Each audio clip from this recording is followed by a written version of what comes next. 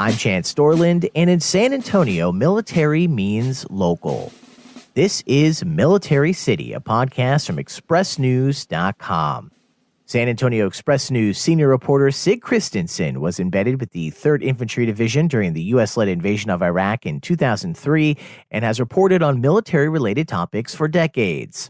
Here on Military City, each episode, Sig and I discuss the military stories important to San Antonio, both from today and the past. Sig, great to have you back here on the program as always. Today we're discussing how months after the latest makeover in basic training, Air Force recruits are now reaching deep into themselves to find the strength necessary to cope with what might be the toughest and also the most scientific boot camp ever at Joint Base San Antonio Lackland. So, Sig, tell me about these new changes and why they were put into effect. Well, the Air Force looks at its training requirements every few years. And in this case, they decided to take a look at some of the things that they're doing and do they fit in well with what these kids are actually ending up going overseas and doing. So they've been, for many years, working to make training tougher and more realistic to field conditions. So they're an expeditionary Air Force now, where they send people over to some remote places where they don't have much. They may create an airfield out of nothing, and they may live in tents. How do you get along in that environment? How do you defend that environment? And you may not have the Army there to defend you, so you end up having to have airmen do that. And frequently, you'll have security forces there, but you'll also have to have airmen who do a variety of different jobs, who really have to be competent in handling weapons. They also have to be competent in basic infantry tactics, base defense.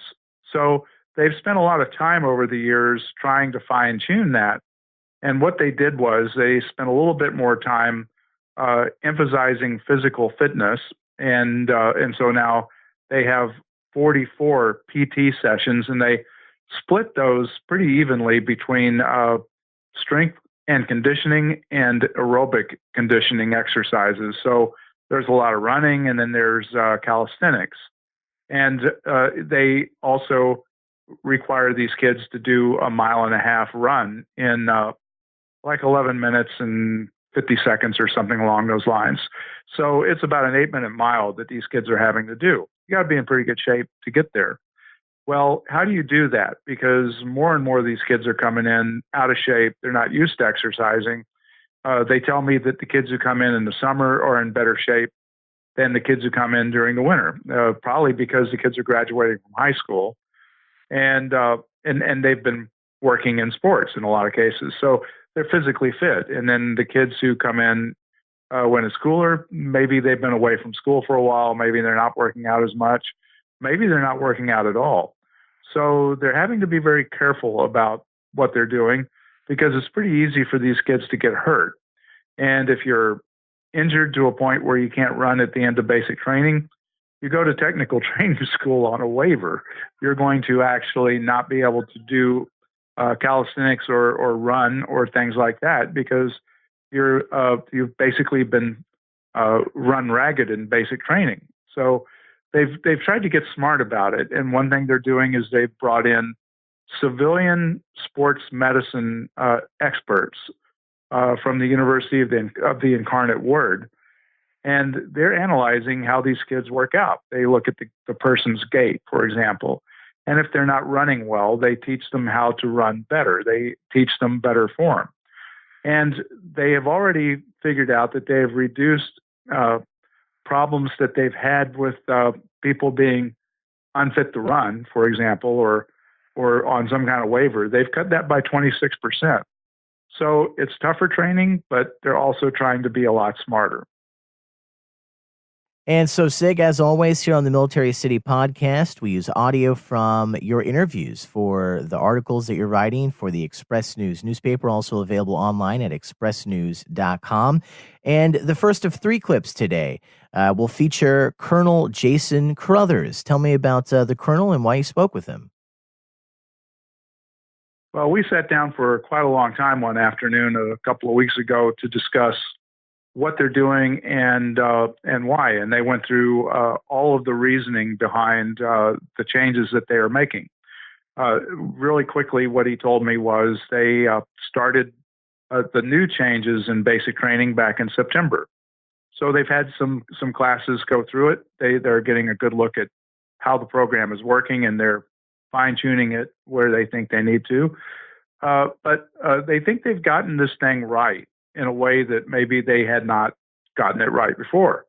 So they've got embedded sports medicine trainers and military training instructors who are trained in how to watch these kids when they're running or working out. They're trained to spot bad form or form that's going to cause someone to have knee problems or shin splints, things that will either put them on waivers and stop them in their training, or things that could end up hurting these kids when they get ready to graduate from basic training after 8.5 weeks. And they want them healthy and ready to go once they're going to their secondary training assignments. So they went through all of that with me and a whole lot more. And he does a good job of kind of outlining some of the issues for us. And it's not just that more PT is more better, to use less than grammatically terrific phrasing. It's that what we're trying to do is reinforce discipline, reinforce habits that then generate a better airman to refuel our Air Force. We have some trainees that literally seem as if they're transitioning from the couch, and you have some others that are exceptionally prepared. And so you want to be able to have a PT program that's nimble enough to be able to take care of that person that's exceptionally prepared, as well as to be able to develop that person with a habit that may not have come to us with that. That's important.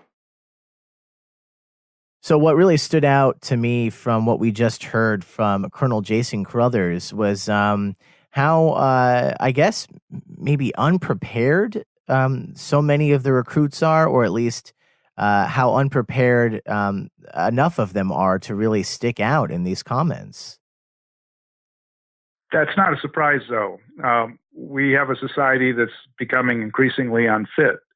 One thing a recruiter in the military, particularly the Army, will tell you is that they can't even get 3 out of 10 people who are of recruiting age, 18 to 26, who are really qualified to join the military. Now, they have recruits older than that join, by the way, but that's a much smaller percentage of people. They're counting on basically young people. Many of them right out of high school or in a couple of years out of high school. They're counting on those people to fill most of their boots, and more of them simply don't work out. And so you've got a problem. How do you train those people? Well, the Marines and the Army, they actually will spend time with their recruits and work out with them. But the Air Force has a much smaller recruiting corps than either the Marines or the Army. The Army has a lot of people. And of course, the Army has the biggest job of any of the services. They have to recruit 80,000 reserve, National Guard, and active duty recruits a year. That's a lot of people. They have a lot of guys that they've got to bring in, a lot of men and women.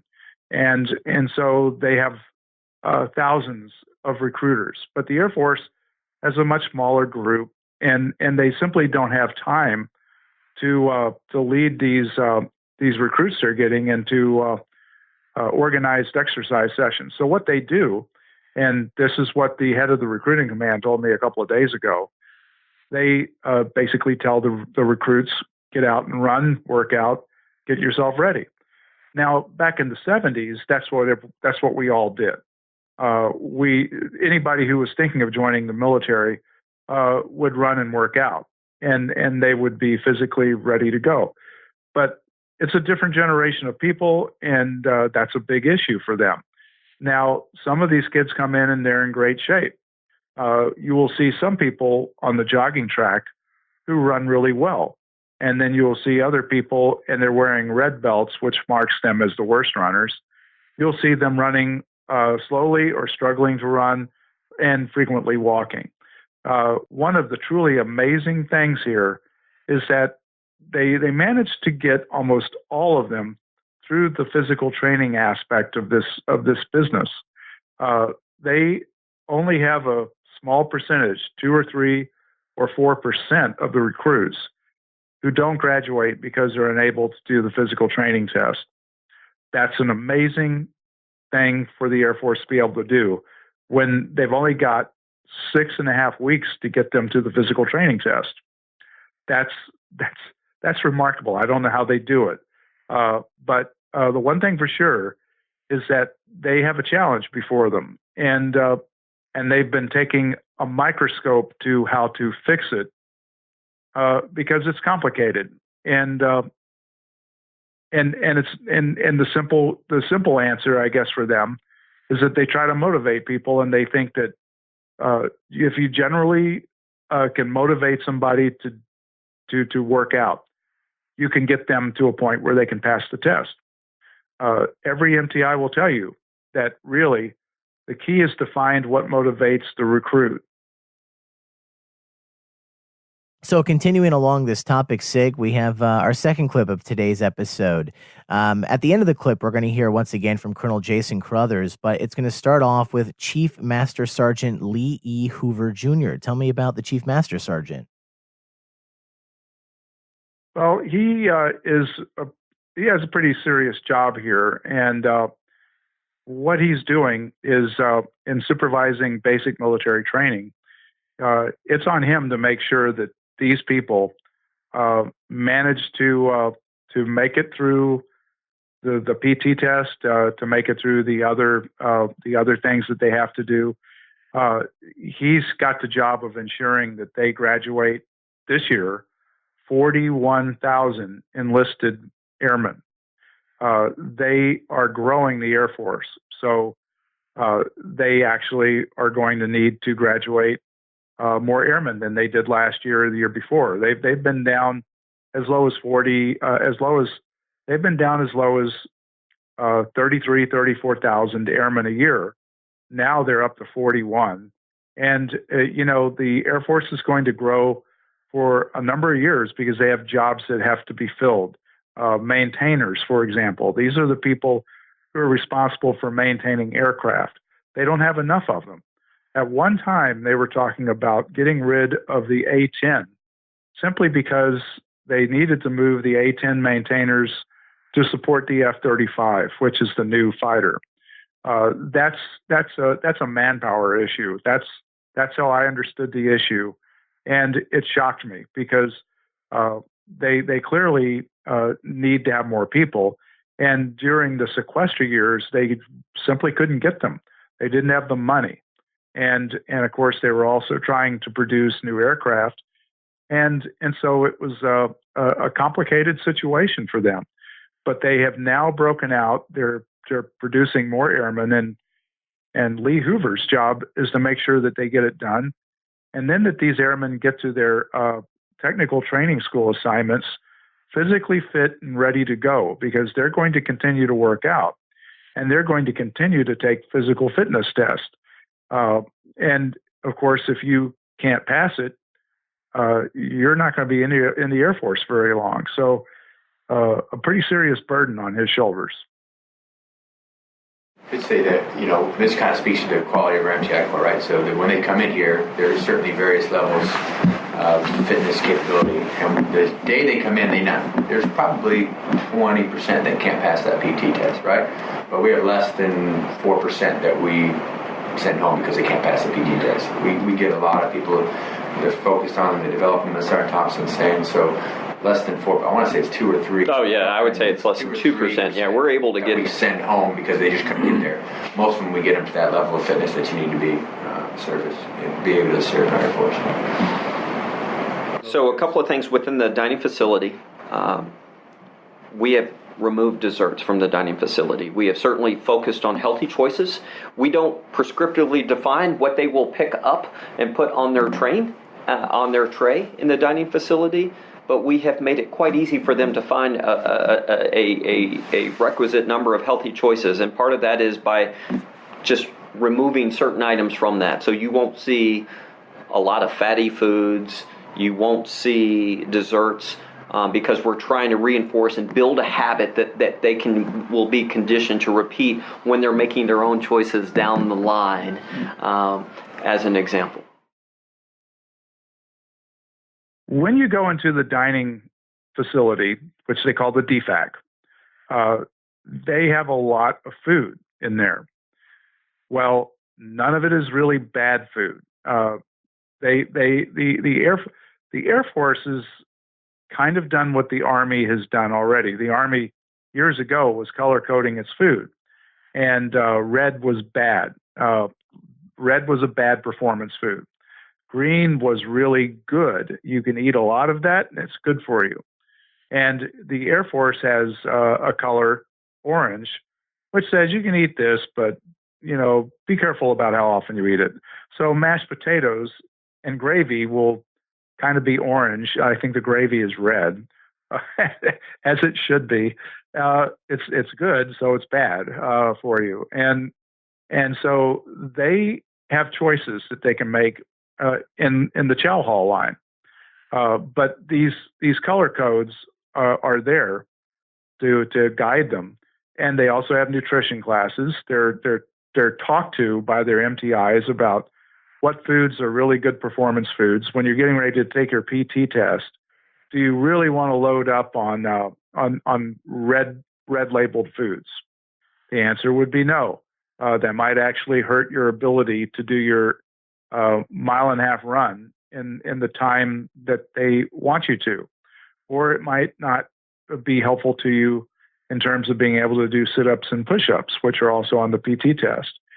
So interestingly, where Tom Ricks in his book, Making the Core, talked about Marine recruits who had fat trays, as they were called, and they were required to eat from those trays. They were specific foods that the overweight recruits were required to eat. The Air Force doesn't order you to eat certain food, but it sure gives you some hints about what you should be eating. And they try to reason with you and to maybe put a little fear into you in the process. And the military training instructor will do that. He'll say, Airman Basic Jones, you might want to consider eating a little bit more of the green food and staying away from the red, because your PT test is next week. And they might then talk about it. That is part of the larger view of nutrition.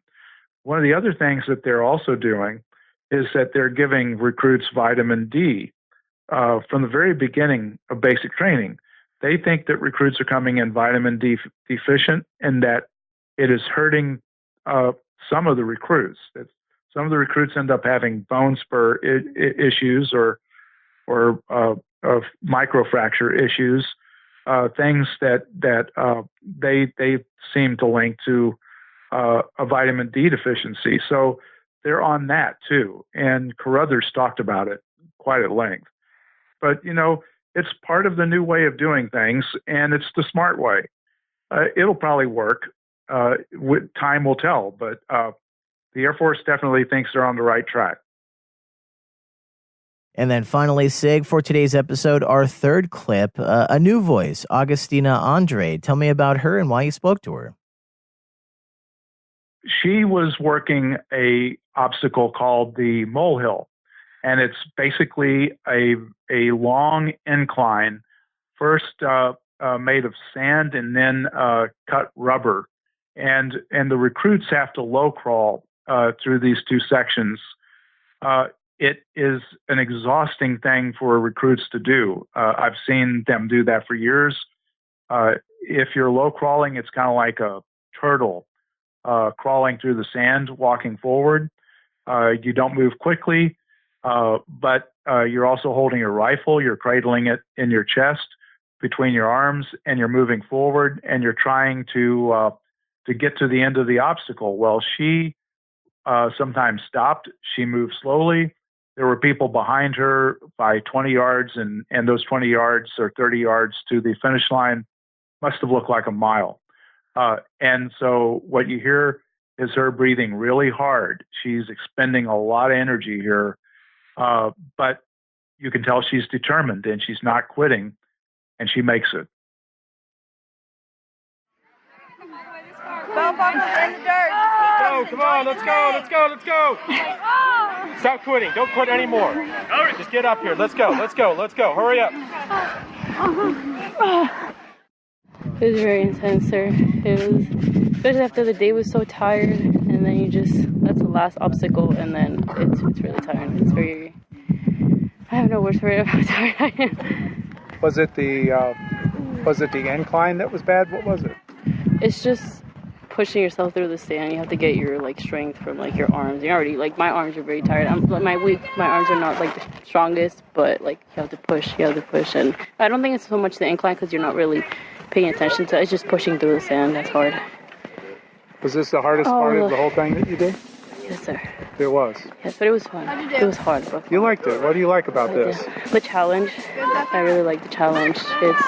You push yourself much more than you actually think you're going to be able to. I like it, sir. This is the type of thing that I like.